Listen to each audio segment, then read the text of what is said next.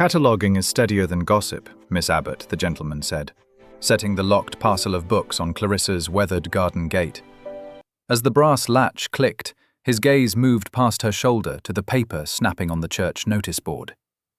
The wind lifted one corner of the notice, showing enough black ink for her to read her own name beside the word unfit.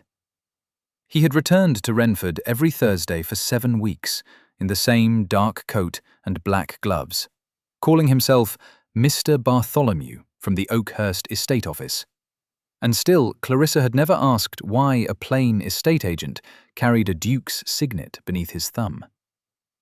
The evening light caught the ring as he turned the key in the parcel. Heavy gold, a crest pressed deep, gone again beneath black leather. Clarissa Abbott smiled as if she had noticed nothing.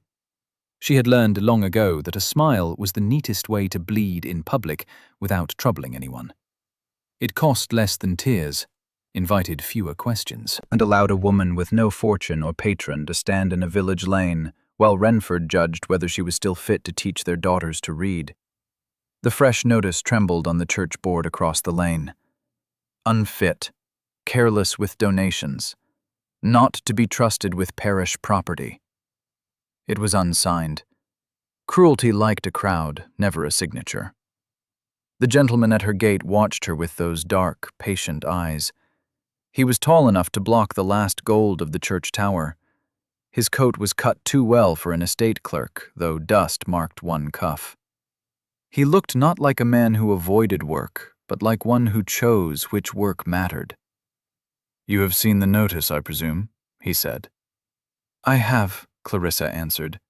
She did not cross the road to tear it down. She opened her green calico lending book instead. The cover had been sewn from an old gown and stiffened with sermon paper. Every child's name inside it was written with the care she would have given to a duchess. Harriet Prescott, 14 years old, and apprenticed to a seamstress who could not spare candle ends, waited at the gate with her fingers tucked into her sleeves. Clarissa dipped her pen into her travel inkwell and wrote Harriet's name beside a primer. "There," Clarissa said. "Return it when the words stop being strangers." Harriet gave her a quick, grateful look and fled before the women near the pump could begin whispering again. Only then did Clarissa close the book. "A village must have its entertainment, Mr. Bartholomew," she said. "I prefer to provide them with literacy. It is quieter." It was a lie. The whispers were deafening. Mr. Bartholomew's gaze dropped to the lending book. He did not pull the parcel away. He pushed it an inch closer. "The Oakhurst estate has made a decision," he said. Clarissa's smile held. Her heart sank. This was how such matters were done. Kindly, privately, with concern. A woman was not ruined all at once. She was eased out of doorways. "I understand," she said. "If His Grace feels the lending scheme has become a nuisance, we are opening the unused granary beside the Manor Road," he interrupted. "It will be made into a parish reading room." Clarissa blinked. "And you, Miss Abbott," he continued, "are to take charge of it." For one dangerous instant, her face forgot how to smile. "I," she said. "But the parish committee—" "The committee does not own the granary." "No," she said slowly. "Oakhurst does." "Oakhurst does," he agreed. "And the Oakhurst estate appoints you." He spoke with warmth, yet beneath it lay something immovable. Footsteps crunched on the gravel. Augustus Stanhope stopped beside the lane, a folded notice still clutched in his hand.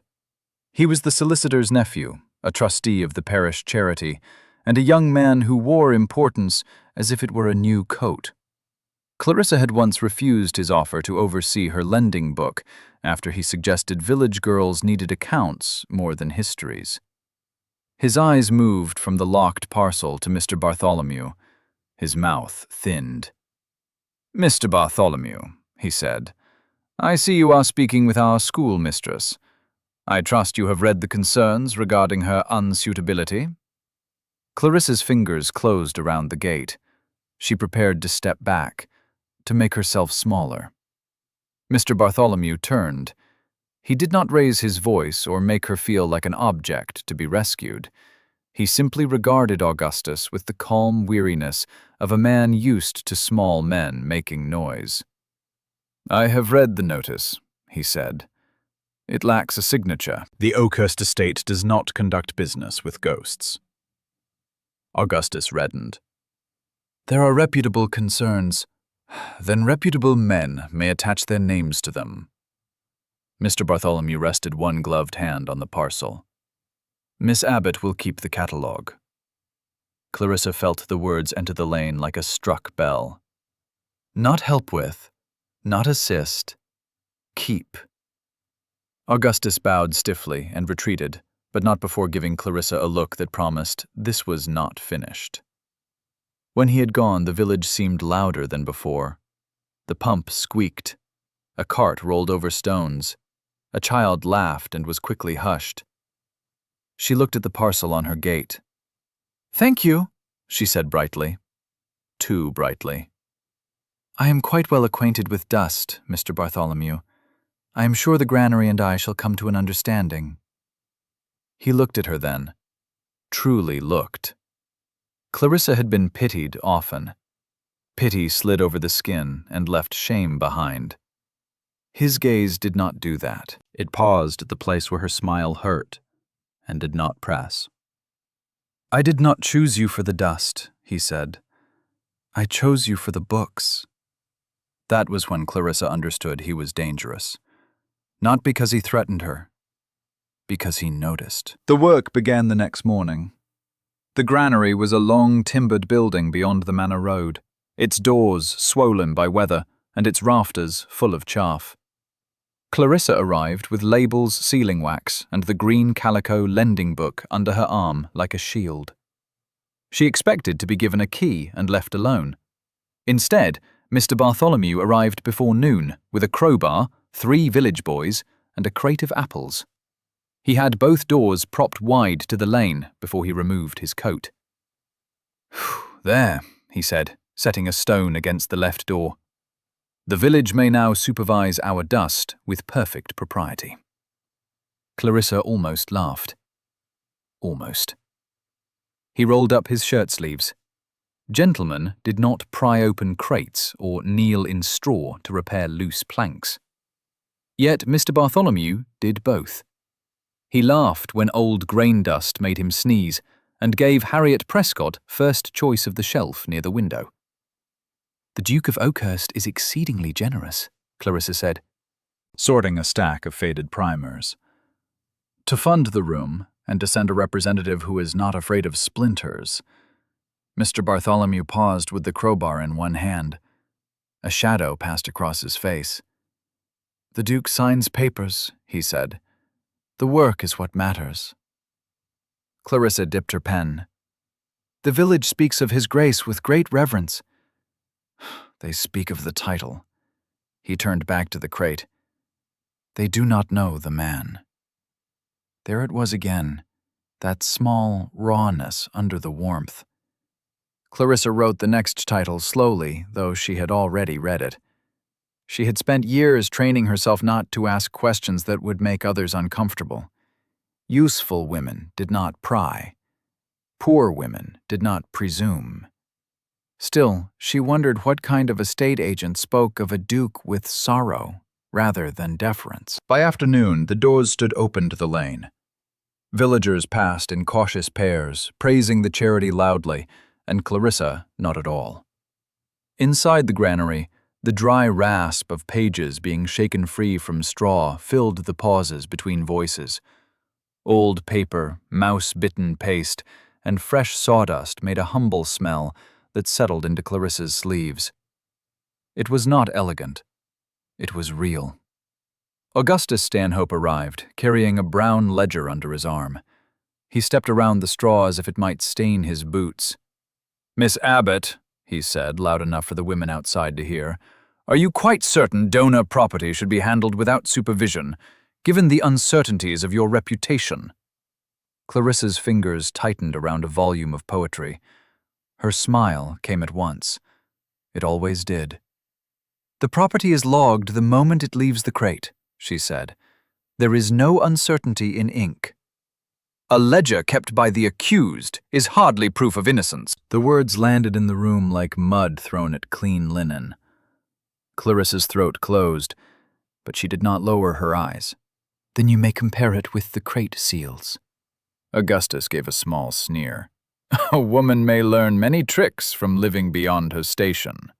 Before Clarissa could answer, Mr. Bartholomew stepped to the table. He did not crowd her. He did not take the lending book from her hands. He leaned one shoulder against a timber post, dust on his shirt sleeves, his expression almost pleasant. "Which entry do you dispute, Mr. Stanhope?" Augustus blinked. "It is not a matter of one entry." "How fortunate," Mr. Bartholomew said, "for Miss Abbott has written several hundred. Choose any one of them." Augustus's face darkened. "It is a matter of principle. The estate prefers particulars." Mr. Bartholomew's tone remained warm, but the floor beneath it had turned to stone. "State the volume, the date, and the fault. If you cannot, allow the keeper of this room to work." The keeper of this room. Clarissa felt the phrase settle inside her where shame usually sat. Augustus shut his ledger and left. For a moment she could hear only the rasp of her own breath. "You did not have to do that," she said, still smiling. "I'm quite capable of ignoring him." "I know you are capable." Something in his voice made her look up. He was not smiling now. "You should not have to be capable every hour of the day," he said.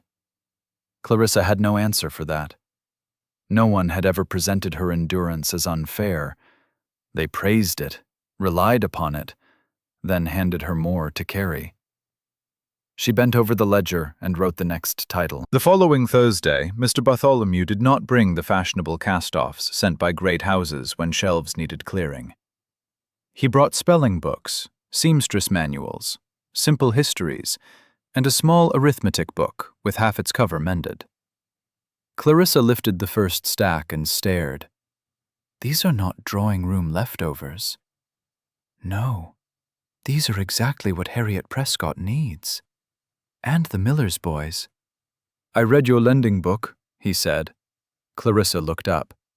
"You write the names of servant girls and tenant sons in the same hand as the rector's children. It seemed only right to bring books they could use." Warmth pressed behind Clarissa's eyes so quickly she had to turn aside and inspect the mended cover. "You are very observant, Mr. Bartholomew." "Only when it matters." A shared rhythm grew between them. Clarissa sorted in the mornings with the doors open and village feet passing beyond them. Mr. Bartholomew arrived near sunset with labels, nails, shelf pegs, lamp oil, or questions he pretended were practical. He remembered every answer. He also remembered what Clarissa tried not to ask for. When the corner grew dark by 4 o'clock, a brass reading lamp appeared there the next day. No announcement. He trimmed the wick and moved away before she could thank him too much. When she skipped her tea to finish cataloging a donation, a cup was placed beside the green calico book, steeped strong and sweetened exactly once. Clarissa stared at it. She was used to pouring tea. She was used to noticing who had eaten, whose hem was fraying, whose pride would bruise if help were offered too plainly. She knew how to make care invisible so others could accept it. No one had made care invisible for her in 6 years. Mr. Bartholomew was already across the room. She lifted the cup and took a sip. It was perfect. He had seen her labor and made the next hour easier without making her pay for it. Clarissa began noticing him in return. The villagers loved Mr. Bartholomew. Children ran to him. Tenants stopped him in the lane to tell him which roof leaked. He listened with a warmth that made each person straighten. Yet, whenever gratitude became too loud, he stepped back. He built rooms full of welcome and then waited outside them as though the threshold did not belong to him. Late one Tuesday, Clarissa walked to the parish schoolroom to leave chalk and slates. Mr. Bartholomew stood outside the schoolroom door. Inside, the children were reading from the primers he had brought. Harriet's voice stumbled, then steadied. Mr. Bartholomew leaned against the stone wall with his hands in his pockets and listened. He did not go in. Clarissa stopped several paces away. For once, he did not know she was there. The warmth had slipped from his face, or rather, the effort behind it had shown. He looked tired, somewhere deeper than the body, like a man who made sure no one else stood alone and forgot how to ask anyone to stand with him. She stepped on a dry twig. He turned at once. His easy smile returned a second too late. "They are reading well," he said. Clarissa walked to his side. "Why do you not go inside?" His gaze moved to the door. "My presence changes the room." "They are fond of you. They stop reading. They begin thanking." His mouth curved. "Gratitude is not conversation, Miss Abbott. It is a transaction, wearing Sunday clothes." Clarissa looked at the fine cloth, the hidden ring, the lonely care with which he guarded everyone else's dignity. "Titles do that," she said softly. "Even borrowed titles. They make people bow before they speak." He went still. For a moment she thought she had gone too far. Then he looked through the open door at Harriet, bent over her primer. "When I was a boy, my father's debts made us a scandal. Men who had eaten at our table looked through me. Others smiled too much. They saw a future title or a family embarrassment or a useful name to secure before it fell any further. One village schoolmaster lent me a book, he said. He did not know who I was, not at first. He saw a boy standing outside a schoolroom because the other boys had been told not to speak to him.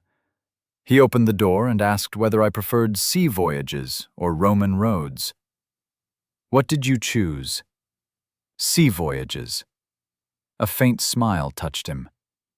It was the first kindness I received that was not purchased by rank. Clarissa understood then. He came because for a few hours he could be a man carrying books instead of a title. She looked at his face in the fading light. "Have you eaten since you arrived from Oakhurst this morning?" she asked. He stared at her. A startled laugh left him, then faded into something quiet and shaken. "No." "Then you must take half my bread." "I am the keeper of the reading room," she said. "I cannot have estate officers fainting against school walls. It would damage public confidence." Clarissa broke the small loaf wrapped in her cloth and held out half. He accepted it as if she had given him something far more costly. They ate in the churchyard shadow, not speaking much. For once, his silence felt like rest. The pressure from Augustus did not vanish. It sharpened. New whispers spread with exact titles inside them: A History of Rome, a bound Shakespeare, a gilded atlas. Valuable books, people said. Books too fine for village hands. Books now missing under Miss Abbott's care. Clarissa heard the charge, first from the baker's wife, who pretended not to be telling her by telling someone else loudly. Soon, two mothers kept their daughters from the schoolroom, and the rector wondered whether it might be wise to avoid unnecessary display until all small clouds had passed. Small clouds. A woman's reputation could be ruined by weather apparently provided. A man named the storm politely enough. She spent the evening at her cottage with the green calico book open on the table. A candle burned low beside her father's old spectacles, one arm mended with thread. Her father had taught boys whose fathers could pay, and girls whose mothers could not, "Write their names clearly, Clary," he used to say. A blurred name is the beginning of being dismissed. So she wrote clearly. She had written clearly all her life, and still a man with a trustee's seat could turn her neat hand into suspicion. The following morning, she entered the granary to find Mr. Bartholomew beside the center table, holding a sealed letter. His face told her before his words did. "Stanhope is demanding your removal before the opening," he said. "He claims he has proof of missing volumes." Clarissa set her basket down carefully. Her smile rose like a curtain. "I see." He watched the smile and looked as though it pained him. "Well," she said, keeping her voice light, "it is perhaps for the best. I should not want my name to stain the Oakhurst charity. I can resign before the trustees are troubled. It will be tidier." "Tidy for whom?" "For everyone. Not for you." Clarissa reached for the green calico book. "I am accustomed to untidiness where I am concerned." His hand came down over hers, not hard, not possessive, steady. "Do not smile at me while you surrender," he said. The words struck so close that her breath caught. "I am being practical." "You are making yourself vanish and calling it sense." She tried to pull her hand away. He let her. "Mr. Bartholomew," she said, "you have no idea how many doors close when a woman is called troublesome." "I know more than you think." "Do you—" Her voice trembled, and for once she did not polish it smooth. "You give whole villages a room to belong in, but you never let anyone offer you a chair. You hide behind errands and ledgers and this warm manner that makes everyone feel cared for because you are terrified that if they know who you are, they will stop seeing you at all." Silence filled the granary. Dust drifted through a shaft of light from the open door. Outside, cartwheels passed on the lane.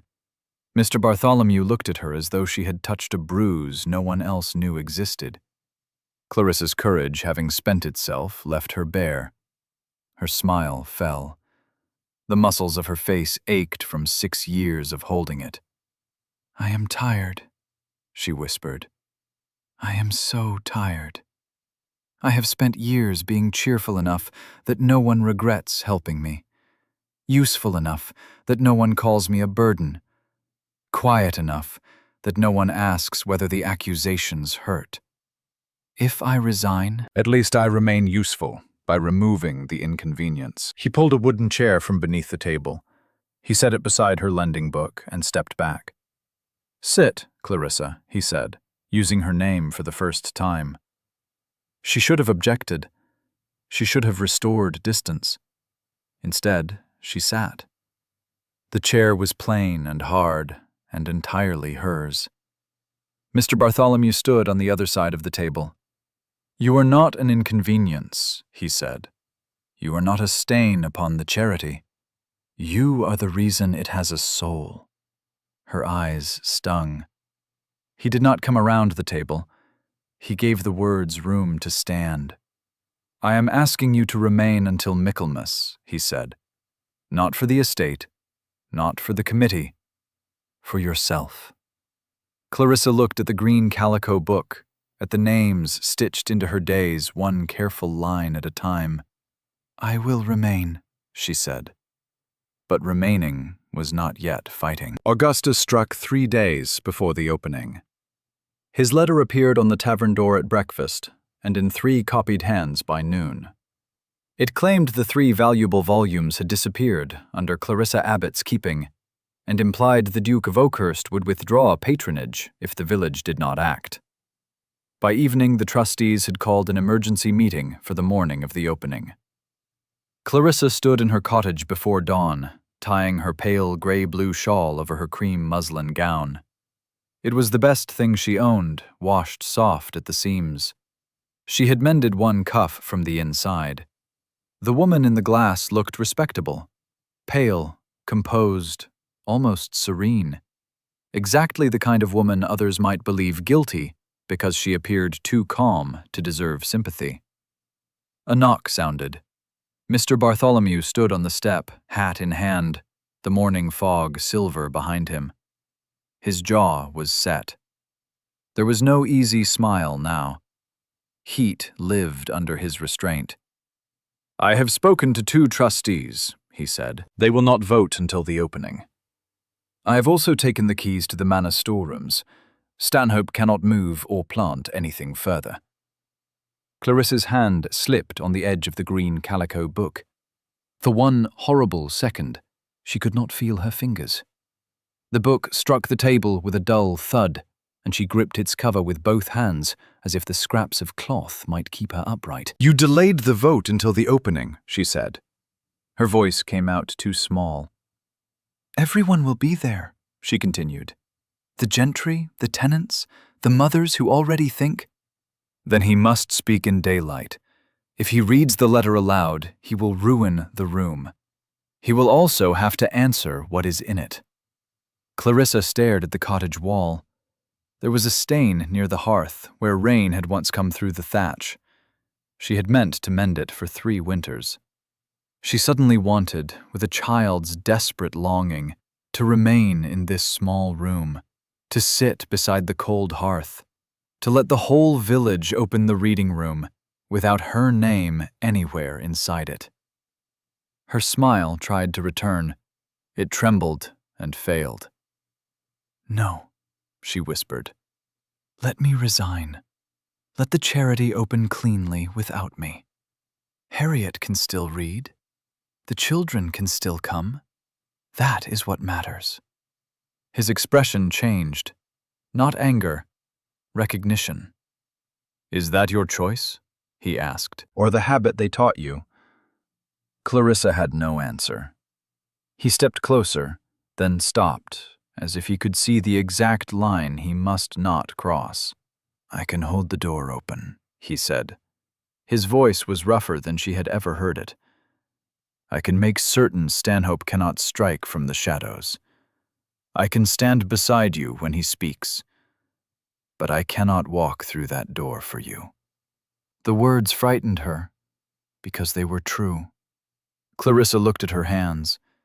She thought of Harriet's primer, her father's spectacles, the brass lamp, the chair beside the lending book, and the man who had looked astonished when she gave him half a loaf. Her fear did not vanish. She simply found something beneath it. "I will bring the register," she said. His gaze warmed, proud, fierce, and almost unbearably tender. "You will bring the truth." The Michaelmas opening of the Oakhurst reading room filled the granary beyond anything Clarissa had imagined. Lanterns hung from the beams. Shelves lined the walls, each labeled in her hand. Benches made from old pew boards stood in rows. The brass lamp glowed in Harriet's corner. Villagers, tenants, the rector, the parish trustees, and several gentry from neighboring estates gathered under the rafters. Clarissa reached the open doors and stopped. For a moment, the lane behind her seemed wider than the room ahead. She could still turn back. She could still go home, close her cottage door, and let Wrenford decide her absence was proof of guilt. Her thumb found the stitched edge of the green calico book. The cloth was rough beneath her glove. Her father's old sermon paper stiffened the cover.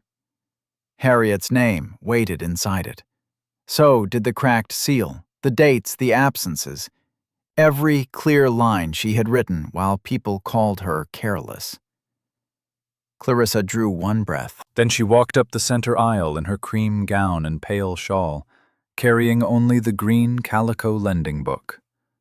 Whispers followed her. She felt each one. She did not smile over them. Augustus Stanhope stood near the front table with a paper in his hand. He looked pleased and solemn. "Ladies and gentlemen," he began, "before we celebrate this charitable undertaking, we must address the corruption at its heart." A murmur passed through the room. Clarissa stopped 10 feet away. Augustus lifted the paper. "I hold proof that 3 valuable volumes donated from Oakhurst Manor have been stolen by the very woman appointed to guard them." The word stolen struck harder than she expected. For a moment, she saw herself as they might see her, poor, unmarried, useful until suspected, easy to remove. Then the heavy oak doors opened wider behind her. Every head turned. Mr. Bartholomew entered. He was not dressed as an estate agent. His coat was midnight blue, cut with unmistakable authority. A silver waistcoat caught the lantern light. The heavy gold signet gleamed openly on his hand. He walked down the aisle with the calm command of a man born into rooms that fell silent before he spoke. Hats came off. Women dipped in startled curtsies. Someone whispered, "His Grace." Augustus went white. Clarissa's heart struck once hard. Mr. Bartholomew was not Mr. Bartholomew. He was Nathaniel Vale, Duke of Oakhurst. The truth should have made her feel foolish. Instead, she remembered the brass lamp, the half loaf, the way he had waited outside the schoolroom because gratitude was not conversation. The title had been hidden. The man had not. He stopped beside her, not in front of her. "Read your charge, Mr. Stanhope," he said. The familiar village warmth had drawn inward from his voice. What remained was the exact, unanswerable note of command. Augustus bowed so low his paper shook. "Your Grace, I did not know you would honor us. This is merely a parish concern." "I am patron of this parish," the Duke's voice carried to the rafters. It was not loud, but it cut every whisper in half. "And I will not have a woman condemned by unsigned paper and cowardly corners. Read it aloud." Augustus swallowed and read the history of Rome, the bound Shakespeare, the gilded atlas. All missing. All last seen among the Oakhurst donations, all presumed stolen under Miss Abbott's management. The Duke turned to Clarissa, not to pronounce her innocent, but to give her the floor he had cleared. "Miss Abbott," he said, his voice plain and public, "will you answer this?" Clarissa stepped forward. Her knees felt uncertain. Her voice did not. "Yes, Your Grace." She placed the green calico book on the table and opened it to the first page of the Oakhurst donation. "Mr. Stanhope claims these 3 volumes vanished under my care," she said. "They did not. They were never in my care." Augustus made a sound of contempt. "Convenient." Clarissa turned one page. Every crate brought to this room was logged by date seal and witness before it was opened. Crate 4 arrived on the 14th of September and was opened here on the 15th by His Grace and me. She looked at the trustees. Those 3 books were not inside. I wrote that absence before any rumor existed. She placed her finger on the line. The nearest trustee leaned in despite himself. Augustus snapped. "A book kept by the accused proves nothing." "No," Clarissa said. "Not alone." She reached into the pocket sewn beneath her shawl and withdrew a narrow strip of paper. When she unfolded it, the old creases gave a dry, sharp crackle that seemed to carry across the whole room. "This is the packing memorandum delivered with Crate 4 from the Manor storeroom. It lists the number of books sent, not their titles. I kept it because the seal was cracked along one edge before the crate reached me." The Duke's gaze moved to her swift and warm. He had not known that. Clarissa turned toward Augustus. "The only document that names those 3 titles together is the August inventory made before shipment. The inventory was not kept in this room. It was kept by the trustees." One of the older trustees frowned. "Mr. Stanhope prepared the August inventory." Clarissa faced him fully. "You accused me of stealing books that never crossed my table," she said. "You named titles I could not have known were missing unless I had seen the trustee inventory. I had not seen it. You had." A low sound moved through the crowd. Augustus stepped back. She twists words. She has always been clever with ink. Clarissa felt the old temptation rise, soften, smile, make her truth easier to swallow. I am clever with ink because ink is how the poor keep from being erased, she said. My father taught me that. A blurred name is the beginning of being dismissed. So I wrote every name clearly. Every child, every book, every absence. I will not surrender this room to a man who uses charity as a leash. For one breath, no one answered her. Then the crowd shifted. A narrow space opened near the back, not because anyone chose to make room, but because a small, trembling figure had stepped forward with a primer clutched to her chest. She wrote my name, Harriet Prescott said. Her hands shook so badly the cover bent, but she looked at Clarissa, not at Augustus. Miss Abbott wrote my name when I could not read it, Harriet said. She said it belonged in the book before I could make the letters myself. She keeps the books safe. She kept me safe. No ledger could have done what those words did. The village heard that Clarissa's careful lists were not fussiness or pretension. They were dignity made visible. The baker's wife lowered her eyes. The rector looked ashamed. One trustee cleared his throat and turned on Augustus. Mr. Stanhope, you will surrender the August inventory. Augustus looked toward the side door. The Duke moved once. Only one step. It was enough. Do not leave, he said. Heat burned in those 3 words. For the first time, Clarissa saw what his warmth held back. He was not a mild man. He was a powerful one who had chosen again and again not to spend his power cheaply. Augustus stopped. Within minutes, his own memorandum was produced from his ledger. The missing titles matched his hand. His explanation tangled, then failed.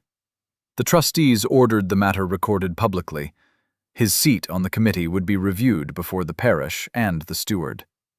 More than that, the village had seen him. A man could survive a private lie, but this silence was public. No one moved. The whole room held its breath so tightly that Clarissa heard one loose page settle against the table. The baker's wife pressed a hand to her mouth. The rector's eyes dropped to the floor. Augustus stood among them with no whisper left to hide inside. The Duke faced the room. I came to Wrenford every Thursday, he said, not to test this village, and not to amuse myself with disguise. I came because Miss Abbott made a lending book from scraps, and treated every name in it as if it belonged. She saw the work before she saw the title. She saw me before she knew mine. This room stands because she understood what it was for. He turned to Clarissa. In front of the trustees, the gentry, the tenants, and the mothers who had kept their daughters away, Nathaniel Vale, Duke of Oakhurst, bowed to the schoolmistress. A full bow of respect. Clarissa's breath left her. She had imagined vindication as relief. It was more than that.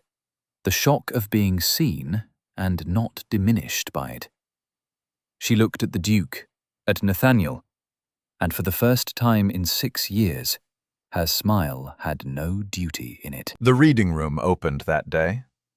It opened with Harriet Prescott reading the first sentence from her primer, while the village listened.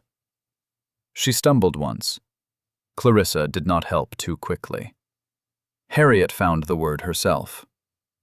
At the back of the room, the Duke stood with his hands behind him and watched as if the sound had repaired something old. Weeks later, Thursday came again. The Oakhurst reading room was full in the late afternoon. Rain tapped against the windows. A small charcoal brazier warmed the room.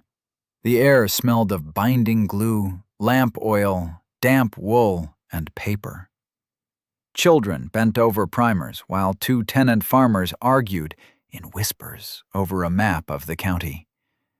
Clarissa sat at the front table with the green calico lending book open before her. It was no longer a shield.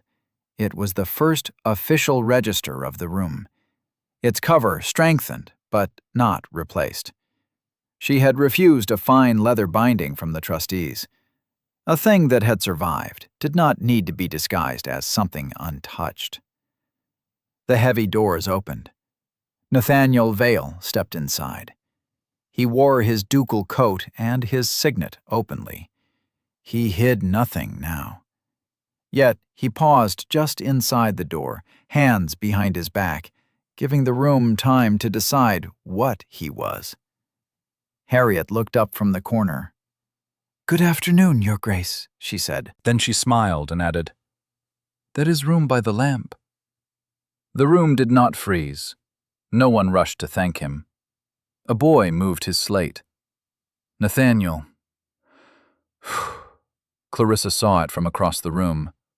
The small surrender of a man, invited in without being purchased by gratitude. He walked to the front table. From his pocket he drew a small, worn volume and placed it beside the register. Clarissa touched the cracked brown binding. "A History of Navigation," she read. "This is not an Oakhurst donation." "No," Nathaniel said. "It is the book the schoolmaster lent to a lonely boy 24 years ago." Her hand stilled. "I thought it belonged here," he said. "With you." Clarissa opened the cover. On the first page, in a boy's careful hand, was written, "N. Vale, returned Thursday." Her throat tightened. All those years later, he had kept returning. She looked up at him. "You kept it all this time?" "It was the first proof I had that a door could open without a man earning it first." "And now?" His eyes held hers, warm and unguarded. "Now I should like to stop standing outside." Pages turned. Rain tapped. For once, tenderness was allowed to be quiet. Clarissa picked up her pen. In the register beneath the list of new volumes, she wrote the title of the worn navigation book. Then, in the column for the donor, she paused. "What name shall I put?" she asked. "Nathaniel," he said, "if the keeper of the room permits it." Clarissa wrote Nathaniel Vale in her clear hand. Then, in the margin, where no register required it, she added, "Returned Thursday, invited to stay." His breath caught. Nathaniel had removed his gloves. They lay folded beside the worn book, black leather no longer hiding the ring or the hand beneath it. He reached across the open register and placed his bare hand beside hers, not over it, waiting. Clarissa turned her hand and laced her fingers through his. For years she had made herself useful so no one would regret her presence. For years he had made himself generous so no one would ask whether he was lonely. Between them lay a book made of scraps and a Thursday that no longer required disguise. The man who had returned to the same village each week was finally welcome without hiding. And Clarissa Abbott, who had written every forgotten name, clearly wrote his beside her own, without needing his title to make it true.